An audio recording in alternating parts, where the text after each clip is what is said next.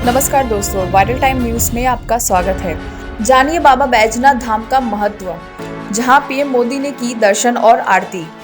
बाबा बैजनाथ प्रसिद्ध तीर्थस्थलों और 12 ज्योतिर्लिंगों में से एक है। इसे भगवान शिव का सबसे पवित्र स्थान माना जाता है।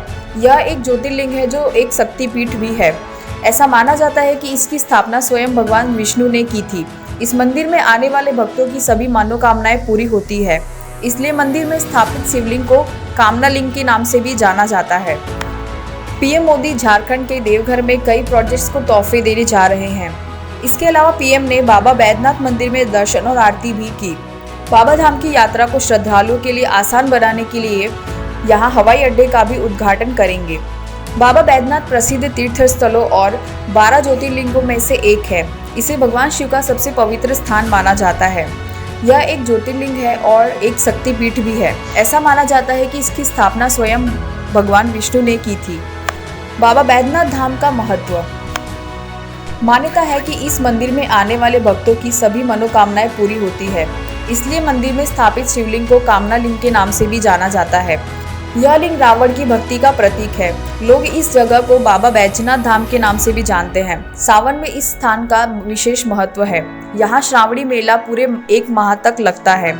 सावन के महीने में दूर दूर से लोग कावड़ लेके बाबा के धाम पहुँचते हैं और गंगा जल चढ़ाकर उनका आशीर्वाद प्राप्त करते हैं। बाबा बैजनाथ धाम की कहानी, भगवान शिव के भक्तों रावण और बाबा बैजनाथ की कहानी बहुत ही अनोखी है। पौराणिक कथा के अनुसार दशानन रावण भगवान शंकर को प्रसन्न करने के लिए हिमालय पर तपस्या कर रहा था।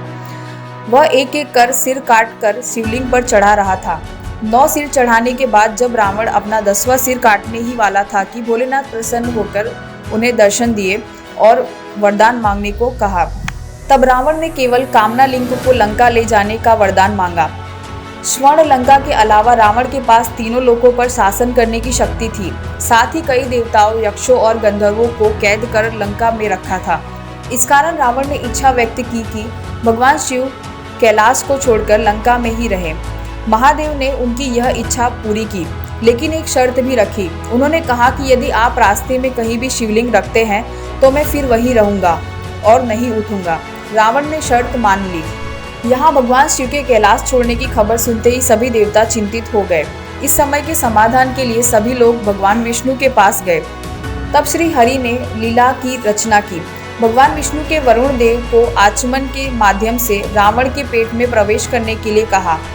इसलिए जब रावण शिवलिंग को लेकर श्रीलंका की ओर आया तो देवघर के पास उन्हें एक छोटा सा संदेह हुआ। ऐसे में रावण के एक शिवलिंग देखकर एक छोटी सी शंका करने के लिए एक चरवाहे के पास गया।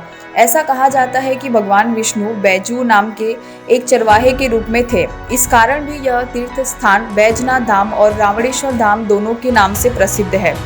पौराणिक ग्रंथों के अनुसार रावण कई घंटों तक छोटी छोटी शंकाएं करता रहा, जो आज भी देवघर में तालाब के रूप में है। यहाँ बैजू ने शिवलिंग को पृथ्वी पर रखकर स्थापित किया। रावण जब लौटा तो लाखों कोशिशों के बाद भी वह शिवलिंग को नहीं उठा सका। तब उन्होंने भगवान की इस लीला को समझा और क्रोधित शिवलिंग पर अंगूठा लगाकर चले गए। उसके बाद ब्रह्मा, विष्णु आदि देवताओं ने आकर उस शिवलिंग की पूजा की। जैसे ही शिव प्रकट हुए, सभी देवताओं ने एक ही स्थान पर शिवलिंग की स्थापना की और शिव की स्तुति करके वापस स्वर्ग चले गए। तभी से महादेव देवघर में कामना लिंग के रूप में निवास करते हैं। तो दोस्तों, ऐसे ही और भी मजेदार वीडियो को देखने के लिए लाइक कीजिए, शेयर कीजिए और हाँ, हमारी चैनल को सब्सक्राइब जरूर करें। धन्यवाद।